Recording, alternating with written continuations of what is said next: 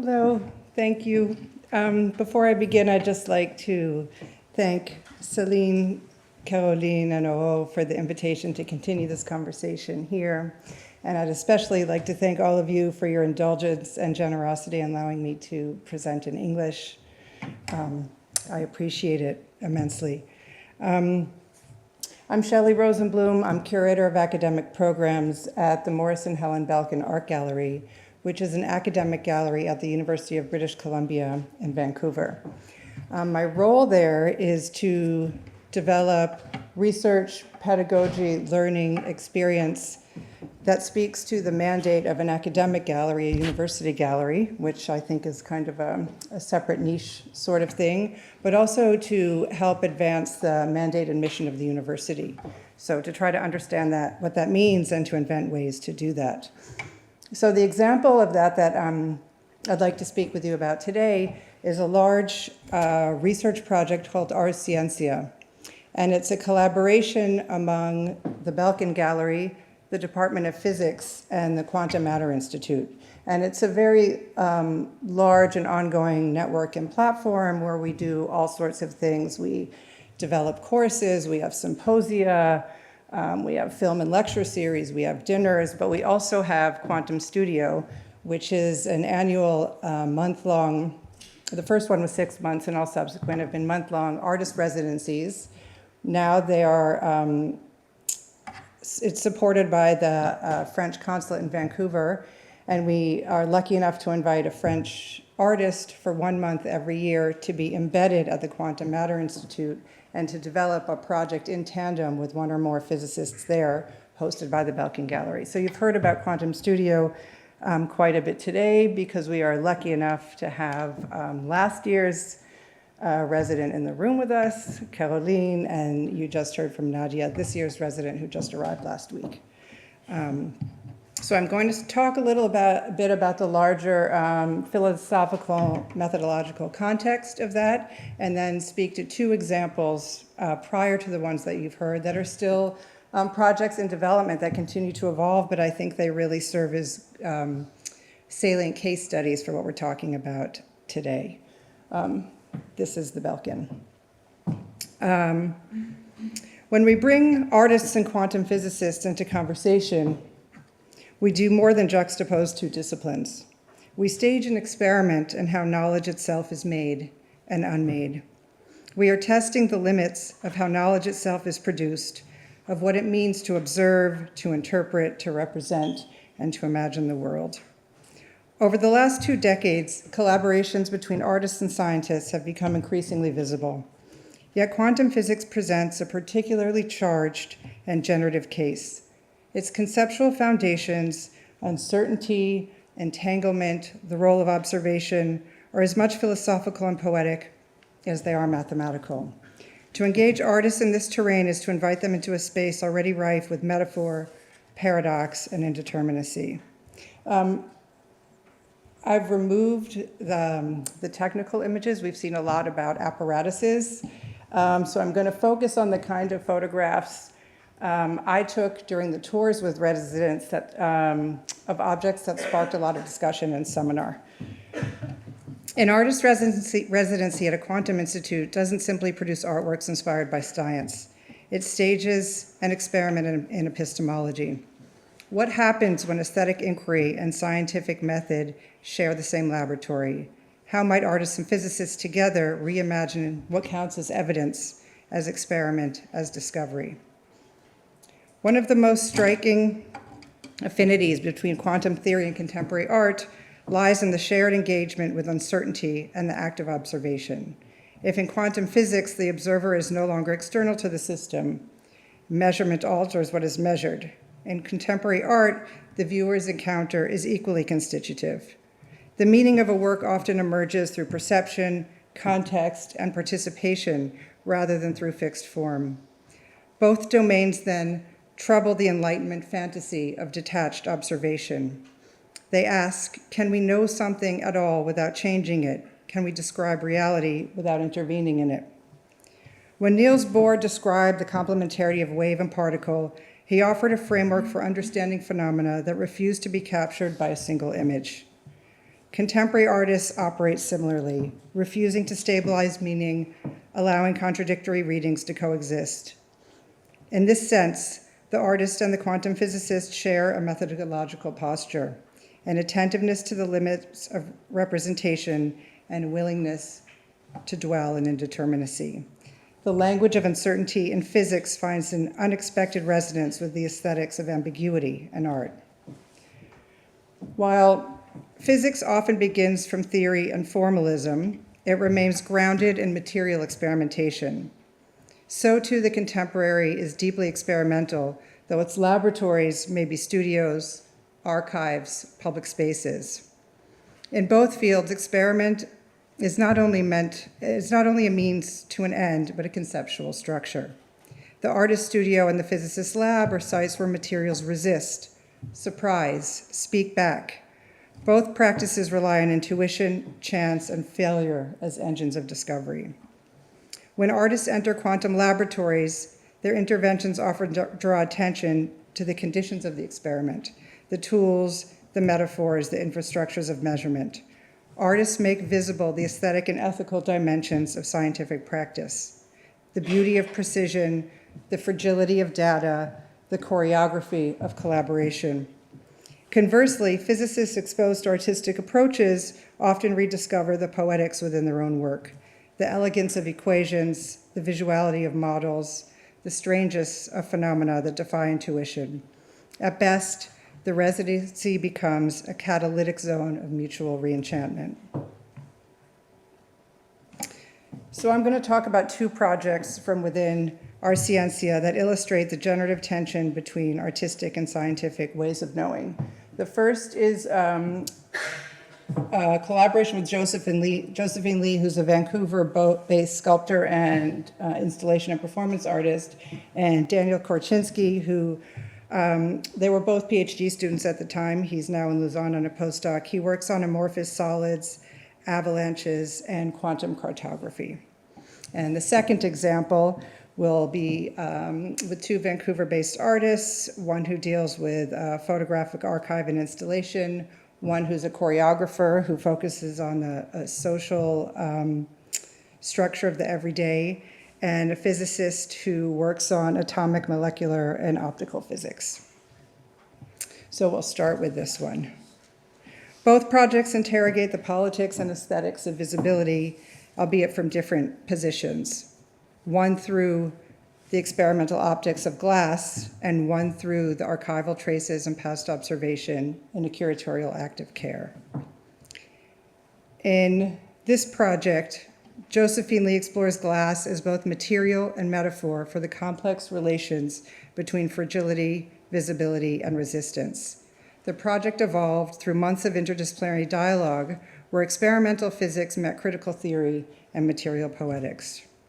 Glass, as Josephine describes it, glass, as the artist describes it, occupies an indeterminate state, neither liquid nor solid, both transparent and opaque, strong and fragile. This ambiguity serves as both a scientific puzzle and an artistic provocation.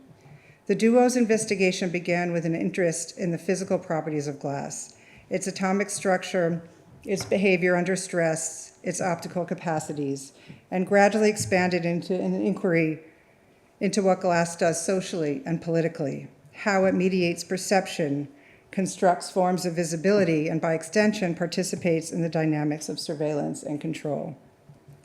The Prince Rupert's drop became an emblematic object for their research. This phenomenon, a teardrop of glass formed by quenching molten material in cold water, embodies a structural paradox.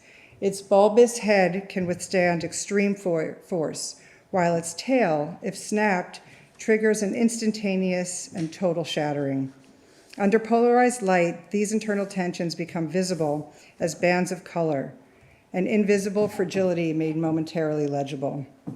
For Josephine and Daniel, these unseen stress patterns suggested the border systems of pressure, social, optical, political, that organize what is visible and what remains hidden.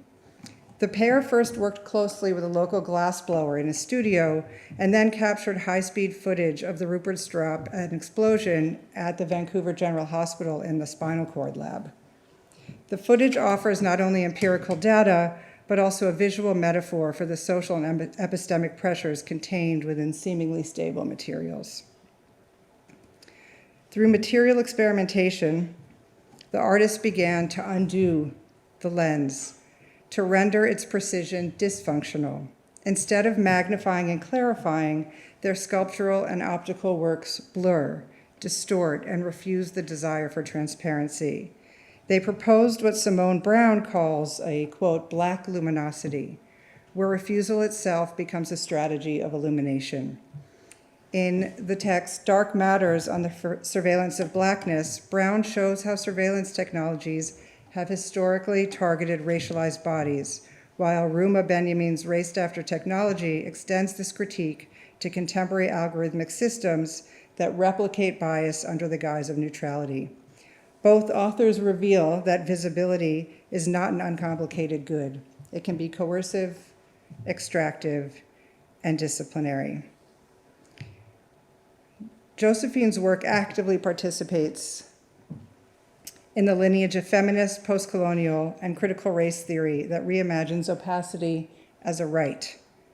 Edward Glissant's right to opacity, the refusal to be fully known or legible within dominant systems, resonates powerfully here. For Glissant, opacity does not mean obscurity, but the preservation of relational complexity that resists reduction. In this sense, the artist's attempt to create what they call lenses that don't work becomes a poetic and political gesture, a reconfiguration of glass from instrument of surveillance to material of refusal.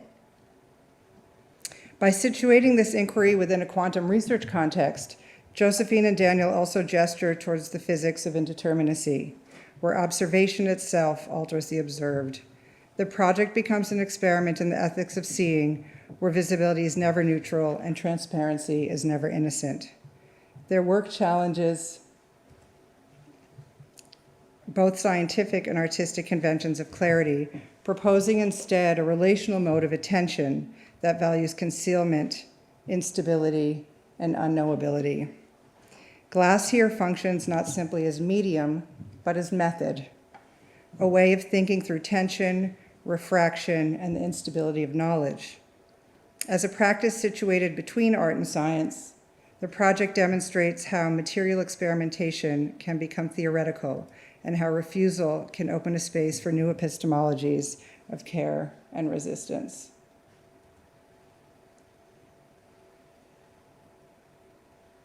And I should say that Daniel made a discovery about avalanches through seeing the video of explosion at the spinal cord imaging, which is so quick, and that's what his postdoc research is on.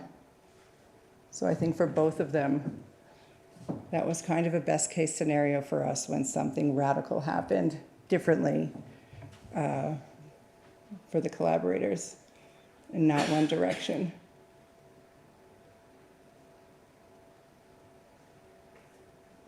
And the glassblower was delighted with the project. I'll just toggle through to show some of the pieces, the kind of pieces she's working on now.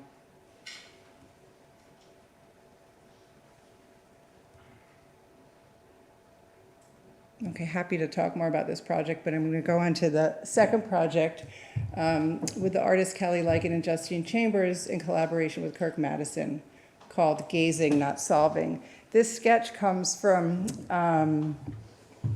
the first cohort group was 6 artists with many physicists who competed for the privilege of being able to work in a collaboration with artists. And we had a seminar every 3 weeks for those 6 months. We didn't have the funding to have a cohort model after this, but that group really appreciated the seminar because we had to determine whether the lexicon we shared indexed the same concepts at all.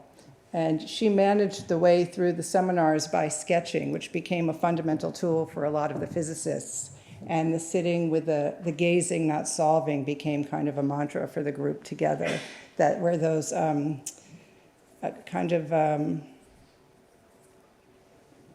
occlusions of communication were in a breakdown, but a place to sit with the gazing, and that was enough just to find the either communication or understanding in what seemed limited otherwise. While Josephine and Daniel's work unfolds within the laboratory, Kelly and Justine's contribution to our Ciencia engages the laboratory's residues, its images, documents, and memory. The project began with an existing photographic archive rescued from the trash heap by physicist Kirk Madison. He found it in the office he was given when he came for his doctoral work. The collection, originally produced by Andrew Eng, a laser plasma researcher, comprises Polaroids, index cards, and documentation that once served as technical data within a laboratory. Kirk salvaged the boxes, later realizing their provenance and historical importance, and they went back and also interviewed Andrew Eng, who thought all of this had been tossed out. This became a really important image for the artist because of the houseplants there. Removing the boxes from the laboratory and into a domestic space ended up being a radical for the artists. Kelly brought this archive into her studio and treated it as both material evidence and conceptual prompt. She hosted sessions where artists and guests looked through the images together, reading and viewing as a collective practice. Working with the choreographer Justine Chambers, she approached the archive as something that could be reanimated through movement, conversation, and curatorial framing, rather than through the production of new photographic work. The project, Gazing Not Solving, envisions the archive as a shared platform for invited respondents. Each would engage with the rescued material. Oscilloscope photographs, microscope images, experimental notations, and Polaroids showing the trace of research, and develop their own creative or scholarly responses. The archive's material state, fading emulsions, chemical edge effects, the traces of time and handling, embodies its own history of transformation. There's the Eng. By attending to these changes, Kelly repositions the archive as a living entity rather than a static record. The project reframes the scientific image as both evidence and aesthetic object, foregrounding how disciplinary boundaries determine the value of images. The act of rescue is central here. As Derrida observes in Archive Fever, every archive is founded on both preservation and violence, the power to keep and the power to exclude.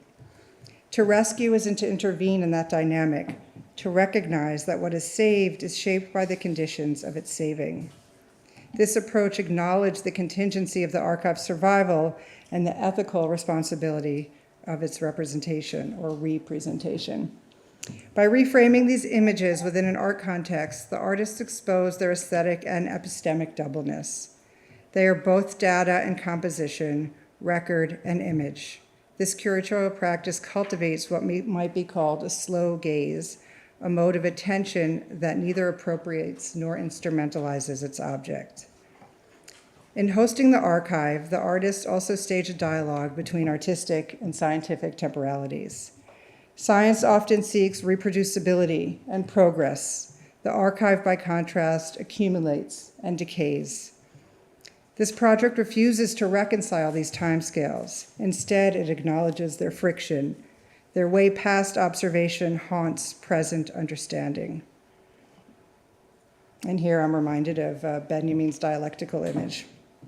Importantly, this engagement with the archive also addresses the institutional dimension of knowledge production. The images oriented within a university laboratory, their rescue and recontextualization by an art institution enact a form of institutional reflexivity. They reveal how universities, as sites of both scientific and artistic inquiry, generate and discard their own visual epistemologies. Gazing, not solving, thus becomes a meditation on what kinds of images universities preserve and what they let vanish. The title itself, Gazing, Not Solving, encapsulates the project's epistemic ethic.